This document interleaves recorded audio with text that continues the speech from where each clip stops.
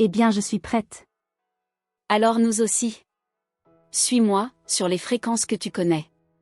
On aimerait attirer ton attention sur des fréquences plus paisibles. Remarques-tu que tu es accaparé, presque accroché à des fréquences morbides, avec les images que tu viens de voir? Voilà. Laisse ton ventre se détendre. Laisse ton regard se poser. Nous ne voulons pas stimuler vos attaches aux énergies lourdes, mais toujours vous mener au-delà, plus haut. Nous voulons vous faire comprendre que vous ne pouvez prendre aucune décision réellement mobilisatrice lorsque vous êtes influencé par des énergies basses, telles que la peur, l'accusation, et même l'indignation. Prenez ce réflexe de ne pas plonger dans le réflexe. Depuis ces fréquences lourdes, il n'y a pas d'action à proprement parler. Il n'y a que des réactions, dont les résultats sont connus d'avance, ils entretiennent tous les scénarios sclérosants et guerriers. L'acte, c'est d'abord de s'arrêter et d'appeler à soi plus de joie, plus de présence. Tout acte commence par une élévation choisie du niveau de conscience dans lequel vous vous trouvez. Si vous en connaissez le chemin intérieur, vous devriez toujours vous situer dans cet état de non-jugement pour guider votre vie et prendre toutes les décisions importantes. Bien sûr, cet état n'est pas stable. Il est à conquérir dans chaque instant. Mais la moindre émotion pesante joue le rôle d'un rappel, facile à détecter. Je suis stressé, en colère, triste, indigné. Si vous avez assez de conscience pour remarquer ces énergies à vos côtés, alors il n'y a qu'un pas vers le seul acte digne possible, rehausser le niveau de vos perceptions en vous élevant dans le non-jugement, dans l'acceptation que les choses soient ce qu'elles sont. Sans vouloir les changer? Sans vouloir les changer à ce stade. Lorsque vous vous élevez dans le non-jugement, vous avez accès à votre créativité. Pas avant. C'est depuis cet espace paisible et créatif que les idées porteuses d'un vrai changement peuvent affluer. Sinon, vous entrez en combat. Vous pouvez le vérifier systématiquement. Qu'en dis-tu, Foelia? Que c'est un rappel aussi banal que nécessaire, chère Laïna.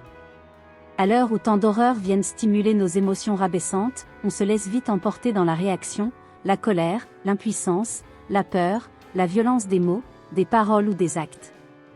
Et, tu as bien sûr raison, tout cela ne construit rien. Mais alors, que peut-on véritablement construire? Foelia. Le plus important, c'est de construire en vous ce canal, qui conduit de la guerre à la paix, de la main qui se lève pour frapper à celle qui caresse, de la parole qui polémique ou insulte à celle qui apaise, de la pensée sombre aux fréquences joyeuses, qui sont toujours là. Le monde de la joie qui est le mien est comme un continent vaste qui ne demande qu'à être habité. Sur votre planète, il est très peu fréquenté encore. Pourtant, un monde merveilleux vous attend ici, un monde à bâtir avec enthousiasme et sourire au cœur.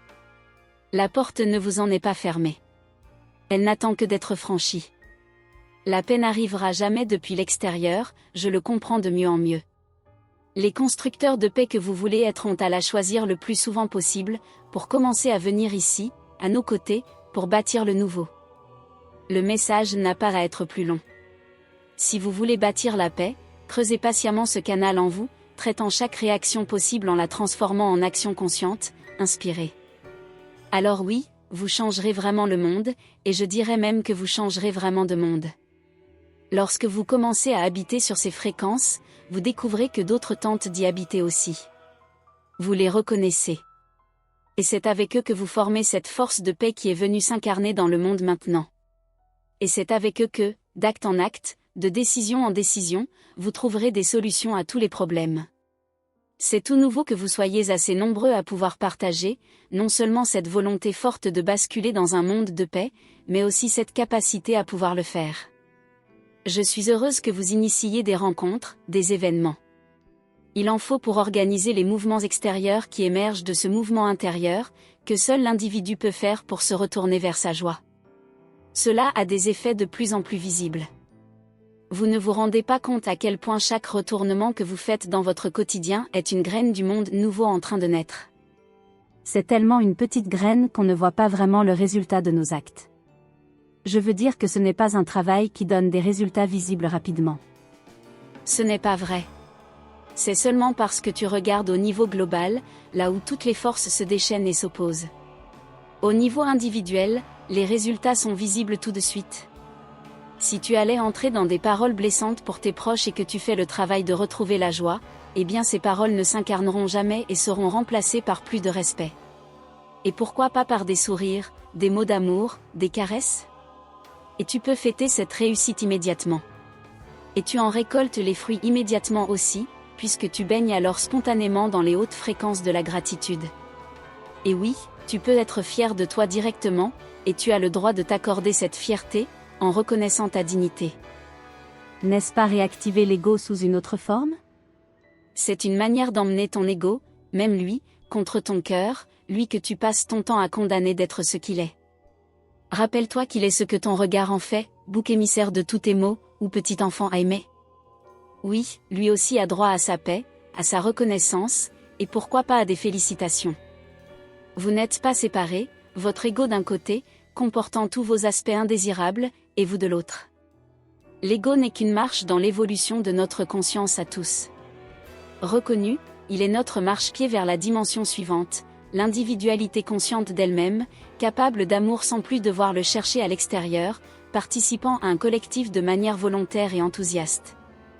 Donc, ce n'est pas tant d'une réactivation de l'ego que je vous parle, mais d'une proposition de l'honorer pour ce qu'il vous permet d'être et d'expérimenter. Comme un enfant, il peut être encouragé par des mots d'amour. Voilà ce que je peux en dire aujourd'hui. Chaque jour, de nouveaux mots à trouver pour indiquer la même direction. Merci pour ceci Foelia. Merci pour ta joie Laïna. Et pour ce rappel à sans cesse nous réveiller, chaque jour, chaque heure, chaque minute. Et pourquoi pas chaque seconde?